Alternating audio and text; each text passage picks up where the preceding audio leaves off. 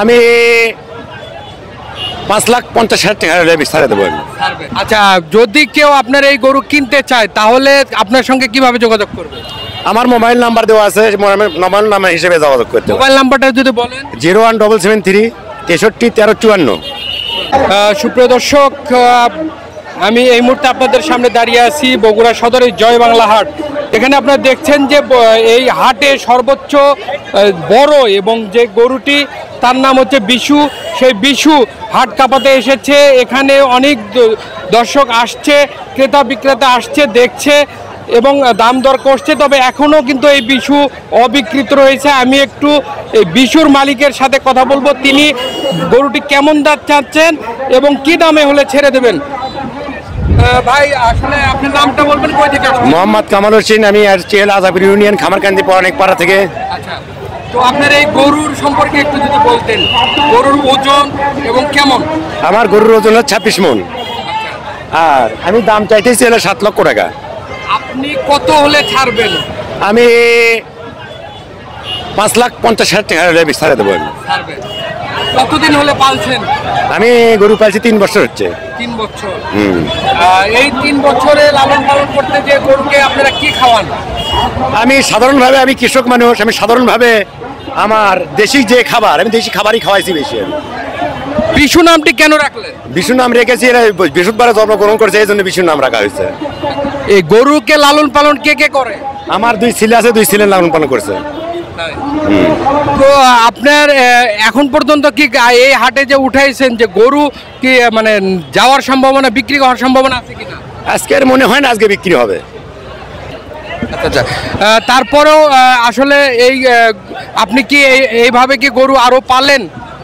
না, আমি কিনে কোনো প্রকার গরু পালি না, আমার নিজের পালে যেটা হয় সেটুকুই আমি বিক্রি করি। গরুকে কি কি খাওয়ান? আমি গরু খাওয়াছি হলে গমের আটা, ধানের আটা, ভুট্টোর আটা, গমের ভুসি, এই জাতীয় জিনিস খাওয়াইছি। খোল খাওয়াইছি, বিশেষ করে কলা খাওয়াইছি, আর গাভীর দুধ খাওয়াইছি। প্রতিদিন কেমন টাকা আপনাকে খাওয়াতে হয়? আমার অ্যাভারেজ ধরতে গেলে আমার বলছেন আমার 800 টাকা দিন অ্যাভারেজ গেছে। 800 টাকা।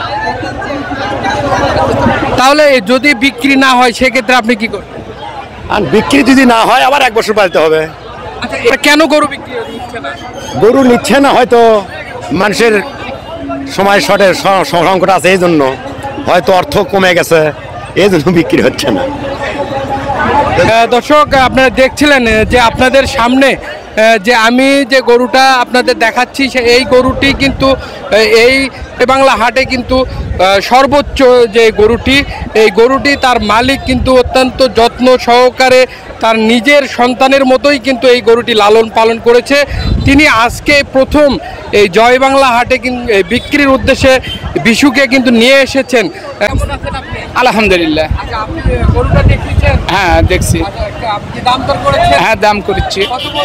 আমি 3,30,000 পর্যন্ত একটা আইডিয়া করে এনার কাছে আসছি, সেই কথাই বলবো। এর মধ্যে আপনি আমাকে এই মগে করছেন।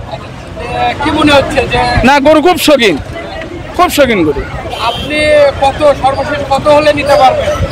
আমি 3.5 হলে ভাই, আপনি কি মনে হচ্ছে? আমার কি বলবো কন, আমার অলরেডি 5 লক্ষ টাকা দাম হইতেছে।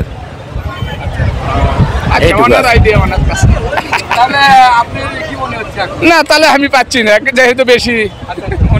দর্শক, এই যে কিছুক্ষণের মধ্যে আমি ক্রেতা বিক্রেতার সঙ্গে কথা বলে যেটি আপনাদের জানাতে চাচ্ছি যে একজন ক্রেতা এখানে এই মুহূর্তে এসেছিলেন, তিনি 3.5 লাখ সর্বোচ্চ দাম চাচ্ছেন, কিন্তু বিক্রেতা বলছেন যে 5 হলে তিনি কিন্তু গরুটি বিক্রি করবেন।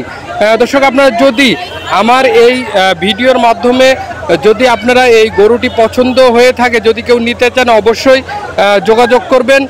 ততক্ষণ পর্যন্ত আমি জুয়েল হাসান বগুড়ার জয় বাংলা হাট থেকে বিদায় নিচ্ছি। সবাই ভালো থাকবেন।